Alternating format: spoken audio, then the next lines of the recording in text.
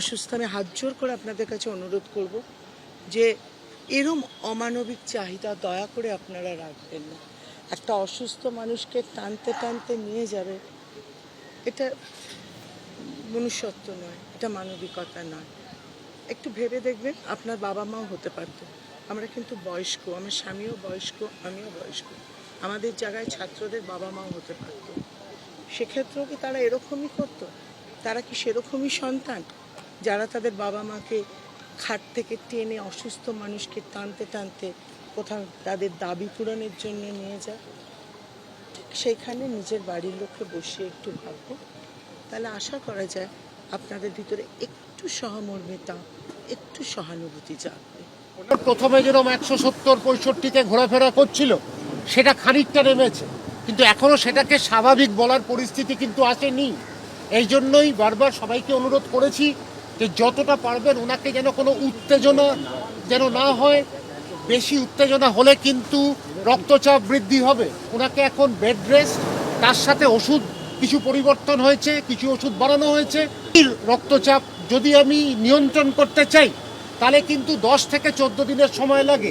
উপাচার্য অসুস্থ ছিলেন যাদবপুরের। তারিখ উপাচার্যকে নিগ্রহ করা হয়েছে, শারীরিকভাবে হেনস্থা করা হয়েছে, অপমান করা হয়েছে, এবং তারপরেও তার সঙ্গে একটা রাজনৈতিক উদ্দেশ্য প্রণোদিতভাবে একটি নির্দিষ্ট রাজনৈতিক দল যেভাবে তাকে হেনস্থা করছে, এটা অকল্পনীয়। আমি আজকে ওনাকে দেখতে এসেছিলাম, উনি ডাক্তার আমাকে নিজেই বললেন একটু আগে যে ওনার কোনো রকম মানসিক চাপ ওনার নেওয়া যাবে না। এমনি একটা ওনার স্ট্রোক হয়ে গেছে, হার্টের অবস্থা ভালো না। সেই জায়গায় আমার মনে হয় আমি সব পক্ষকে অনুরোধ করব, মাননীয় উপাচার্য ভাস্কর গুপ্তর জীবনের দিকে তাকিয়ে একটু মানবিক ব্যবহার যেন তার সঙ্গে করা হয়।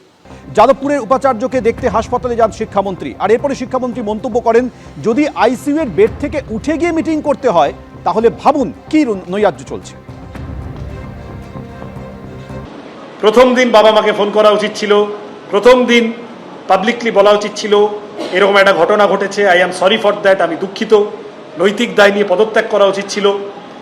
বাংলার রাজনীতির ইতিহাসে নজিরবিহীন ঘটনা, ভারতের রাজনীতির ইতিহাসে এক লখিমপুর খেরি ছাড়া এই ধরনের ইনস্ট্যান্স রাজ্যের শিক্ষামন্ত্রী, হেভিওয়েট লিডার তুমি পাবে না, যিনি রানোভার করে দিচ্ছেন গাড়ি ছাত্রের উপর দিয়ে, সেগুলো কিচ্ছু করেননি।